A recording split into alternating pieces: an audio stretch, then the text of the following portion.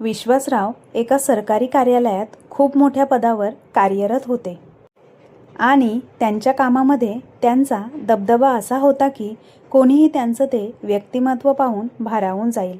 अतिशय शिस्तप्रिय आणि स्वतःच्या कामात एकदम चोख असे हे रुबाबदार विश्वासराव आता निवृत्तीच्या उंबरठ्यावर उभे होते. आणि एक दिवस तो आलाच. त्या दिवशी विश्वासराव सरकारी नोकरीतून सेवानिवृत्त झाले. जोपर्यंत ते सरकारी नोकरीवर होते तोपर्यंत त्यांना चांगला पगार आणि चांगल्या सुविधा मिळत होत्या. आता सेवानिवृत्तीनंतर त्यांना रिटायरमेंटचे पैसे मिळाले होते आणि दर महिना पेन्शन मिळणार होती ती वेगळीच. विश्वासराव आणि रुक्मिणीताई यांना 2 मुले होती. दोन्ही मुले दिल्ली येथे मल्टीनॅशनल कंपनीमध्ये चांगल्या पदावर कार्यरत होती. विश्वासराव त्यांच्या पत्नीसह मुंबई येथे 2 खोल्यांच्या एका छोट्याशा घरात राहत होते. बाबा रिटायर्ड झाल्यानंतर त्यांचा मोठा मुलगा महेश आईबाबांना त्यांच्यासोबत दिल्लीला घेऊन जाणार होता. तो आईबाबांना म्हणाला, आई बाबा, तुम्ही दोघांनी इथं राहणं मला अजिबात आवडत नाही. तुम्ही माझ्याबरोबर दिल्लीला राहायला चला. तेव्हाच त्यांचा लहान मुलगा रोहित त्यांच्याकडे हट्ट करायचा की आई बाबा, तुम्हाला तर माझ्यासोबतच राहावं लागेल. दोन्ही मुलांचं आपल्या आईबाबांवर असलेलं प्रेम पाहून रुक्मिणीताईंचं तर आनंदाने मन भारावूनच जायचं. त्या आपल्या पतीला म्हणायच्या, अहो, आपण किती नशिबान आहोत ना, आपली दोन्ही मुलं आपल्यावर किती प्रेम करतात. तेव्हा विश्वासराव म्हणायचे, हो रुक्मिणी, आपण खरंच खूप नशिबान आहोत. नक्कीच आपण मागच्या जन्मी काहीतरी पुण्याचं काम केलं असेल म्हणून आपली दोन्ही मुलं आपल्यावर एवढं प्रेम करतात. पण तरी विश्वासराव आपल्या मुलांकडे जाणे टाळायचे. ते दोन्ही मुलांना म्हणायचे, जोपर्यंत आमची जोडी सही सलामत आहे तोपर्यंत आम्हाला इथेच राहू द्या. ह्या घरात राहू द्या. ह्या घरात मला आपलेपणा वाटतो आणि तसे दुसऱ्या शहरात गेल्यावर आमचं मन तिथे लागणार नाही. पण रुक्मिणीताईंना आपल्या मुलांसोबत राहावे असंच वाटायचं. विश्वासराव हसत म्हणायचे, जेव्हा मी हे जग सोडून जाईन ना तेव्हा तुला तुझ्या मुलांकडेच तर राहायचं आहे ना. असं बोलल्यावर रुक्मिणीताई नाराज व्हायच्या आणि म्हणायच्या, असं वाईट साईट काही बोलू नका. मी रोज देवाकडे प्रार्थना करते की मला सुवासिनीचं मरण येऊ दे. काही महिन्यांनी त्यांची दोन्ही मुलं आपल्या पत्नीसह आईबाबांकडे आली होती. बोलता बोलता त्यांनी बाबांकडे रिटायरमेंटच्या पैशांचा विषय काढला. दोघेही म्हणाले, बाबा, तुम्हाला माहिती आहे ना, दिल्लीमध्ये आम्ही दोघेही भाड्याच्या घरात राहतो. आमच्या पगारातून आम्ही दोघांनी घर खरेदी करण्यासाठी पैसे जमवले आहेत. पण तरी काही पैसे कमी पडत आहे. त्यामुळे आम्हाला असं वाटतं की रिटायरमेंटचे जे काही पैसे तुम्हाला मिळाले आहेत ना ते तुम्ही आम्हाला देऊन आमची मदत करावी. त्यावेळी विश्वासराव मुलांना पैसे देण्याबाबत काहीच बोलले नाहीत. त्यामुळे दोन्ही मुले दुसऱ्या दिवशी दिल्लीला परत निघून गेली. मुलांच्या बोलण्याचा विचार करत बसलेले असतात तेव्हा तिथे रुक्मिणीताई येते आणि म्हणते, अहो, माझं एक ऐकाल का? काल महेश आणि रोहित तुमच्याकडे घर घेण्यासाठी पैसे मागत होते. त्यामुळे मला असं वाटतं की त्यांना पैसे द्यावेत आपण. आज नाही तर उद्या आपलं जे काही आहे ते त्यांचंच तर आहे. सगळ्यावर त्यांचाच तर अधिकार आहे. रुक्मिणीताई आपल्या पतीला समजावतात पण विश्वासराव खूप व्यावहारिक विचार करणारे व्यक्ती होते. त्यांना इतक्यात आपल्या मुलांना पैसे द्यायचे नव्हते. ते आपल्या पत्नीला म्हणाले, रुक्मिणी, तू जे काही बोलत आहेस ते बरोबर आहे. ठीक आहे, तू म्हणतेस त्याप्रमाणे मी मुलांना पैसे देईल. पण देऊ न करो, उद्या आपल्या दोघांपैकी कोणाला एखादा जर मोठा काही आजार झाला आणि हॉस्पिटलमध्ये जाण्याची वेळ आली तर आपण तेव्हा कोणाकडे हात पसरवायचे?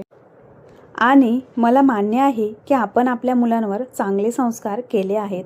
पण तरी आजकाल कोणाची बुद्धी कशी बदलेल सांगता येत नाही ग. आणि तसे ते पैसे आपल्या म्हातारपणासाठी आहेत. रुक्मिणी, अनेकदा आपण पेपरमध्ये वाचतो आणि न्यूज चॅनलवर देखील पाहतो, आजकालची मुले आपल्या आईवडिलांबरोबर कसे निर्दयीपणे वागतात. आणि हे बघ, असे पैशांचे निर्णय भावूक होऊन घ्यायचे नसतात. यावर रुक्मिणीताई म्हणतात, असं का विचार करत आहात तुम्ही? मी सांगते, आपली मुले असं कधीच वागणार नाहीत. आणि तुम्ही असा का विचार करत नाहीत? जर त्यांना फक्त तुमचे पैसे हवे असतील तर त्यांनी स्वतःच्या कमाईतून घर घेण्यासाठी पैसे जमवलेच नसते आणि त्या पैशातून ते घरच तर घेत आहेत. मग त्यात काय वाईट आहे? आईवडील या नात्याने आपलं कर्तव्य आहे की आपण आपल्या मुलांना मदत करावी आणि आपल्याला पेन्शनचे पैसे दरमहा मिळत आहेतच की त्यातून आपण आपला इतर खर्च करू शकतो.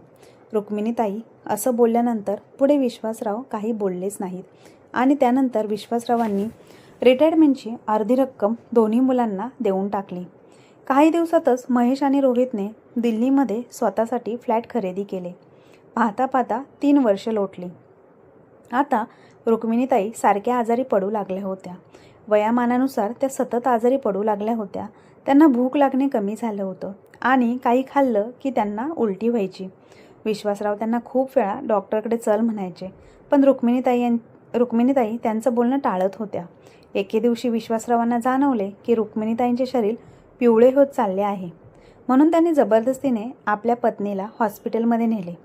डॉक्टरांनी त्यांना भरती करून घेतले आणि काही टेस्ट केल्या आणि त्यात निदर्शनास आले की रुक्मिणीताईंचा लिव्हर खराब झाला आहे. डॉक्टरांनी विश्वासरावांना बोलावून याबद्दल सर्व काही सांगितले आणि 1 महिन्याच्या आत लिव्हर ट्रान्सप्लांट करण्याचा सल्लाही त्यांनी दिला. विश्वासराव खूप घाबरले, पण डॉक्टरांनी वेळेत जर ऑपरेशन झाले तर रुक्मिणीताईंचा जीव वाचवता येऊ शकतो असेही सांगितले. त्यांनी ऑपरेशनचा खर्च कमीत कमी 20 ते 25 लाख रुपये येईल असे सांगितले आणि सोबत लिव्हरचा काही भाग देण्यासाठी डोनर लागेल असेही सांगितले. हे सर्व ऐकून विश्वासराव खूप बेचैन झाले. त्यांना काय करावं हे समजत नव्हतं. त्यांनी पटकन आपल्या दोन्ही मुलांना फोन केला आणि मुंबईला येण्यास सांगितले. ते खूप टेन्शनमध्ये आले होते, पण त्यांनी स्वतःला सावरले आणि ते आपल्या पत्नीसमोर गेले. तेव्हा रुक्मिणीताई म्हणाल्या, डॉक्टर काय बोलले? विश्वासराव म्हणाले, काही नाही, काही खास नाही. थोडंसं लिव्हरमध्ये इन्फेक्शन झालं आहे आणि त्यासाठी एक छोटंसं ऑपरेशन करावं लागेल असं डॉक्टरांनी सांगितलं आहे. यावर रुक्मिणीताई गप्प बसल्या, काहीच बोलल्या नाहीत. डॉक्टरांनी विश्वासरावांना सांगितले की पैशांची आणि डोनरची व्यवस्था झाली की हॉस्पिटलमध्ये लगेच कळवा. तसेच त्यांनी काही महत्त्वाची औषधं लिहून दिली आणि औषधं विकत घेऊन विश्वासराव आणि रुक्मिणीताई आपल्या घरी गेले. जेव्हा मुले घरी आली तेव्हा विश्वासरावांनी आईच्या आजाराबद्दल आपल्या मुलांना सांगितले. ते म्हणाले, माझा ब्लड ग्रुप तुझ्या आईच्या ब्लड ग्रुपशी मिळतो.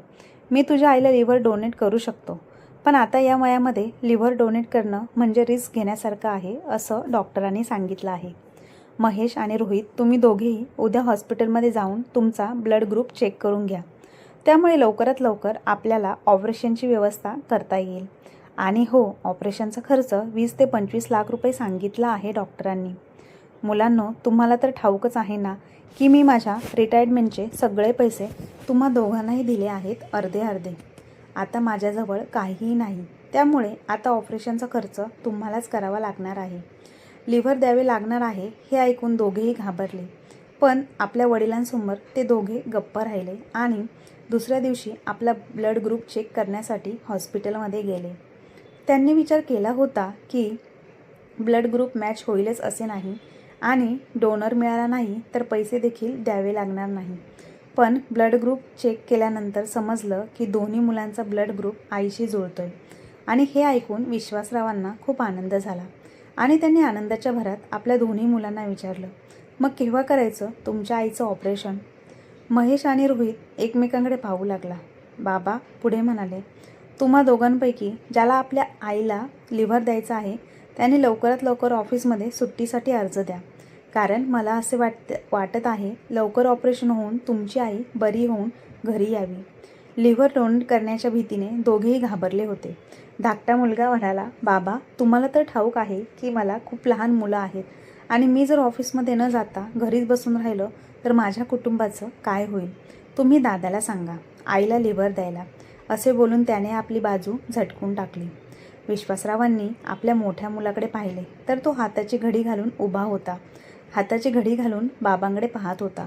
बाबा त्याच्याकडे येताच तो म्हणाला, बाबा मलाही वाटते आई लवकरात लवकर बरी व्हावी, पण मी तुमच्या सुनेला ह्याविषयी बोललो असता ती म्हणाली की आईचं आता वय झालं आहे, पण माझ्यासमोर तर पूर्ण आयुष्य पडलं आहे, त्यामुळे तिला ही रिस्क घ्यायची नाही. आणि बाबा, मला तिचे हे बोलणे बरोबर वाटत आहे. आपल्या दोन्ही मुलांच्या तोंडून असे स्वार्थीपणाचे शब्द ऐकून बाबा शून्यच झाले. त्यांच्या डोळ्यातून अश्रू वाहू लागले. त्यांना विश्वासच बसत नव्हता की आपलीच मुलं स्वतःच्या आईसाठी असा विचार करतील. बरीच रात्र झाली होती म्हणून दोघे भाऊ झोपायला गेले. पण विश्वासरावांची झोप मात्र पूर्णपणे उडाली होती. त्यांच्यासमोर जुन्या आठवणी जाग्या झाल्या. लग्न झाल्यानंतर 6 वर्ष त्यांना मूलबाळ होत नव्हतं.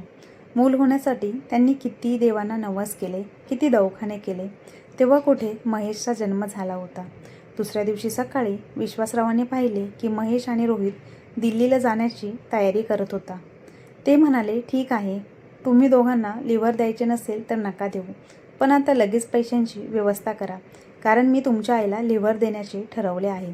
यावर लगेच मोठा मुलगा म्हणाला, बाबा, ते पैसे तर घर घेण्यासाठी खर्च झाले, आता आमच्याकडे पैसे नाही आहेत बाबा. तेवढा धाकटा मुलगा म्हणाला, बाबा, तुम्हाला असं वाटत नाही का, आईवर एवढे पैसे खर्च करणे म्हणजे पैसे वाया घालवण्यासारखे आहे.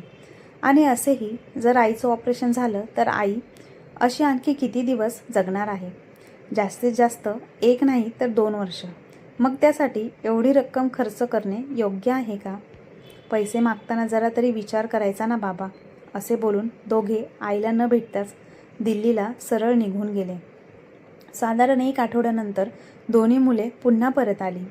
दोघे भयंकर रागात होते. ते दोघे आपल्या बाबांना म्हणाले, बाबा, तुम्ही असं कसं वागू शकता आमच्यासोबत? आणि कोणता बाप आपल्या मुलांवर केस ठोकतो? तुम्ही आमच्यासाठी जे काही केलं ते तुमचं कर्तव्य होतं. जगातील प्रत्येक आईवडील आपल्या मुलांना शिकवून मोठं करतात आणि याचा अर्थ असा नाही की ती सर्वजण आपल्या मुलांवर केस करतील. धाकटा मुलगा म्हणाला, हे सर्व करून समाजात तुमची बदनामी होईल हे ठाऊक आहे का तुम्हाला बाबा?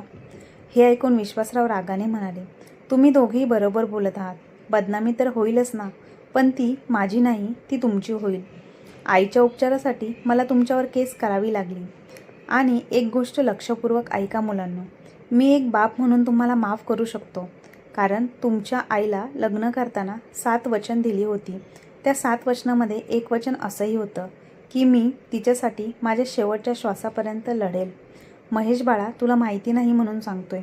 तुझ्या जन्माआधी तुझी आई सरकारी नोकरी करत होती, पण जेव्हा तुझा जन्म झाला तेव्हा तुझ्या संगोपनासाठी तुझी व्यवस्थित काळजी घेता यावी यासाठी तिने सरकारी नोकरीचा त्याग केला. तिने विचार केला की माझ्या मुलापेक्षा पैसा मला महत्त्वाचा नाही. पैसा सर्व काही असू शकत नाही. आणि आज जेव्हा तुझी आई जीवन मरणाच्या दारात आहे, तिच्या उपचारांसाठी पैशांची गरज आहे, तेव्हा तिच्यासाठी पैसा खर्च करणे म्हणजे पैसा बर्बाद होतील असं वाटत आहे का तुला? आणि रोहित, तू लहानपणी तापाने फणफणत होता. त्यावेळेस तुझ्या आईने मी घरात नसताना तुला उचलून पायी डॉक्टरांकडे नेलं होतं, कारण डॉक्टरांनी घरी येण्यासाठी जास्त पैसे मागितले होते आणि त्यावेळेस आमच्याकडे ते पैसे नव्हते. आज तोच मुलगा असं बोलतोय की मरण तर सर्वांना येणारच आहे, एक ना एक दिवस सर्वांना हे जग सोडून जायचंच आहे. आणि या वयात आईवर लाखो रुपये का खर्च करायचे? मुलांनो, तुम्ही दिल्लीमध्ये शिकण्याचा हट्ट केला आणि हा हट्ट आम्ही पूर्ण केला, कारण पुढे जाऊन शिकून तुम्हाला चांगली नोकरी मिळेल, तुम्ही स्वतःच्या पायावर उभे राहाल. तुमच्या शिक्षणासाठी पैसे कमी पडू नयेत यासाठी आम्ही आमचं राहतं घर विकलं आणि आता 2 खोल्यांच्या छोट्याशा घरात देखील आम्ही आनंदाने राहतोय. अरे, आम्ही दोघांनी तुमच्यासाठी काही नाही केलं आणि आज तुम्ही लोक स्वतःच्या आईच्या उपचारासाठी पैसे देण्यासाठी नकार देत आहात. मला तर या गोष्टीचं वाईट वाटत आहे. ज्यावेळेस तुमच्या आईला तुमचं खरं स्वार्थी रूप कळेल त्यावेळेस तिला किती यातना होतील, किती त्रास होईल, किती दुःख होईल, काय वाटेल त्या माऊलीला. त्यावर महेश म्हणाला, अहो बाबा, तुम्ही जरा विचार कराल का? 20 ते 25 लाख ही काही छोटी रक्कम नाही. आणि काय गॅरंटी आहे हो आईचं ऑपरेशन झाल्यावर नीट होईल म्हणून ती? मुलांनो, माझा विचार झाला आहे आणि कोणत्याही परिस्थितीत मला माझ्या बायकोचं ऑपरेशन होऊ द्यायचं आहे. अरे बाबांनो, तुम्ही जरा विचार करा. पैसा नसेल तर आपण तो कमावू शकतो, पण तुमची आई जर एकदा गेली तर काही केलं तरी ती पुन्हा येऊ शकणार नाही. मी तर हे आमचे राहते घर देखील विकायला तयार आहे. याचे 10 लाखांपेक्षा जास्त पैसे येणार नाहीत. तुम्ही आईच्या ऑपरेशनसाठी पैसे द्यायला सरळ नकार दिला होता, त्यामुळे माझ्याकडे दुसरा कोणताही पर्याय नव्हता आणि म्हणून मला कायद्याचा वापर करावा लागला. तुमच्याविरुद्ध केस दाखल करावी लागली. घर घ्यायलाही मी तुम्हाला जे पैसे दिले होते ते पैसे मला आता कृपा करून परत द्या. तेव्हा दोन्ही मुले म्हणाली, बाबा तुम्ही आधी केस मागे घ्या. पण विश्वासरावांनी केस मागे घेण्यास नकार दिला. काही वेळाने जेव्हा विश्वासराव आपल्या पत्नीच्या खोलीमध्ये गेले तेव्हा रुक्मिणीताई त्यांच्याकडे प्रश्नार्थक नजरेने पाहत होत्या. त्यांनी विचारलं, तुम्ही सारखे बाहेर कुठे जाता? मला आजकाल चांगलं वाटत नाही. सतत तुम्ही माझ्याजवळ बसावं असं वाटतं आणि तुम्ही माझ्याजवळ बसायचं सोडून मला एकटीला सोडून बाहेर निघून जाताय. मी पूर्ण दिवसभर पेपर आणि टीव्हीच पाहत बसते. यावर विश्वासराव म्हणाले, अगं रुक्मिणी, आता काही दिवसात तुझं ऑपरेशन करायचं आहे आणि त्याबद्दल बोलण्यासाठी मी डॉक्टरांना भेटायला जातो. रुक्मिणीताई म्हणाल्या, बरं ठीक आहे. त्यापुढे म्हणाल्या, अहो खूप दिवस झाले महेश आणि रोहित मला भेटायला का बरं आले नाहीत? विश्वासराव शांत बसले. मनात म्हणाले, रुक्मिणी तुला कसं सांगू, आता आपली मुलं आपली राहिलेली नाहीत, स्वार्थी आणि मतलबी झाली आहेत आणि तुला तुझ्या मुलांबद्दल आज सांगून आणखी त्रास करून द्यायचा नाही मला. त्यानंतर विषयाचे गांभीर्य लक्षात घेऊन कोर्टाने 2च दिवसात केसला सुरुवात केली. जज साहेब देखील चकित झाले. एका बापाला आपल्याच मुलांवर यासाठी केस करावी लागली होती की मुलांना आईवर उपचार करणे म्हणजे त्यांना पैसे वाया घालवण्यासारखे वाटते. ज्या आईवडिलांनी आपल्या मुलांना चांगले शिक्षण देऊन स्वतःच्या पायावर उभे केले, आज तीच मुले आपल्या आईवडिलांची जबाबदारी घेऊ शकत नाही. 3 दिवसांनी कोर्टाने असा निकाल दिला की एका आठवड्यात दोन्ही मुलांनी आपल्या वडिलांकडून घेतलेले रिटायरमेंटचे पैसे व्याजासकट परत करावे. जर त्यांना हे शक्य झाले नाही तर त्या घराचा लिलाव करण्यात येईल आणि त्या पैशातून विश्वासराव त्यांच्या पत्नीवर उपचार केले जातील. कोर्टाबाहेर उभे असलेल्या मीडियाने ही केस हायलाईट करायला सुरुवात केली. 2 कलियुगी मुलांचा आजचा हा निकाल पुढे येणाऱ्या पिढीसाठी एक उदाहरण बनणार आहे. जेव्हा मुले लहान असतात तेव्हा आईवडील त्यांची काळजी घेतात, त्यांचे पालनपोषण करतात, आपल्या घासातला घास त्यांना देतात, शिकून मोठं करतात. त्यामुळे मोठे झाल्यानंतर मुलांची देखील ही जबाबदारी बनते की त्यांनी आपल्या आईवडिलांचा सांभाळ करावा, आईवडिलांना सांभाळावं, त्यांच्या प्रत्येक गरजा पूर्ण कराव्या. कोर्टाचा निर्णय ऐकून दोन्ही मुले अवाक झाली. सर्व लोक त्यांच्याकडे विचित्र नजरेने पाहू लागले. आता त्यांना समजले की त्यांनी निर्लज्जपणाचे कृत्य केले आहे. मुलांना त्यांच्या चुकीची जाणीव झाली. घरी गेल्यानंतर त्यांचा मोठा मुलगा महेशने आपल्या बाबांचे पाय धरले आणि म्हणाला, बाबा मला माफ करा, मी आईला लिव्हर डोनेट करायला तयार आहे आणि ऑपरेशनसाठी लागतील तेवढे पैसे देण्यासही तयार आहे. तेवढ्यात धाकटा रोहित म्हणाला, नाही दादा, तू आईला लिव्हर डोनेट करणार आहेस तर मी ऑपरेशनचा सगळा खर्च देईल. तेव्हा विश्वासराव म्हणतात, मुलांना माझी एक विनंती आहे, तुमच्या आईला या केसबद्दल मी काहीच बोललो नाही आणि तिला यापुढेही याबद्दल समजता कामा नये काहीच. दोन्ही मुले खाली मान घालून उभी होती. आता विश्वासराव उशीर न करता दुसऱ्या दिवशी हॉस्पिटलमध्ये जाऊन डॉक्टरांना भेटतात. डॉक्टरांनी 2 दिवसांनी ऑपरेशन करू असे बोलले आणि रुक्मिणीताईंना हॉस्पिटलमध्ये ॲडमिट करण्यास सांगितले. आता विश्वासराव निश्चिंत झाले. आता काही दिवसात आपली पत्नी पूर्वीसारखी स्वस्थ होईल आणि असा त्यांचा विश्वास होता. त्यांनी डॉक्टरांबरोबर चर्चा केल्यावर दोन्ही मुलांसह ते घरी आले. घरी आल्यानंतर ते आपल्या पत्नीच्या खोलीमध्ये गेले. त्यांनी पाहिलं त्यांची पत्नी पेपर वाचता वाचता झोपली होती. ते म्हणाले, रुक्मिणी उठ, आम्ही आत्ताच डॉक्टरांकडे जाऊन आलो आहे. डॉक्टरांनी आजच तुला हॉस्पिटलमध्ये ॲडमिट होण्यास सांगितलं आहे. बघ आपली दोन्ही मुलं तुला भेटायला आली आहेत. बघ. विश्वासराव रुक्मिणी त्यांच्या हातातून पेपर काढून घेत होते आणि त्यांना जाणवलं की त्यांच्या पत्नीचे हात थंड पडले आहेत. त्यांना समजलं की त्यांची पत्नी हे जग सोडून निघून गेली आहे. त्यामुळे विश्वासराव थरथर कापू लागले. दोन्ही मुलं आईला उठवू लागली. मुलांना आता पश्चाताप होऊ लागला. त्यांच्याकडे बराच वेळ होता, पण केवळ स्वार्थीपणामुळे आणि पैसे वाचावेत यासाठी आज आपण आईला कायमचे गमावून बसलोय. विश्वासरावांना पेपर बाजूला ठेवताना दिसले. वर्तमानपत्रात त्यांच्या केसबद्दलची मोठ्या ठळक अक्षरात बातमी होती, कलियुगातील मुलांचा पराक्रम. मित्रांनो, शेवटी एवढेच म्हणणे आहे, आयुष्य म्हणजे एक दिवा आहे आणि त्याच दिव्याला उजेड आणणारी वात म्हणजे आई आणि बाबा आहेत. ज्या मुलांना पैसा सर्व काही आहे असे वाटते तर ते पैसे देऊन सर्व काही विकत घेतील, पण त्यांना आईसारखा स्वर्ग आणि बाबांसारखी सावली कुठेही मिळणार नाही. या जगात तुम्हाला सर्व काही मिळेल, पण एकदा की आई बाबा गेले तर ते तुम्हाला पुन्हा कधीच भेटणार नाही. म्हणून जोपर्यंत आईवडील आहे तोपर्यंत त्यांना जपा. एकदा की ते गेल्यावर रडून काहीही फायदा नाही. तर मित्रांनो, तुम्हाला आजची ही भावनिक कथा कशी वाटली कमेंट बॉक्समध्ये नक्की कळवा. आणि आजची कथा आवडली असल्यास आपल्या चॅनलला लाईक, शेअर, सबस्क्राईब नक्की करा. धन्यवाद.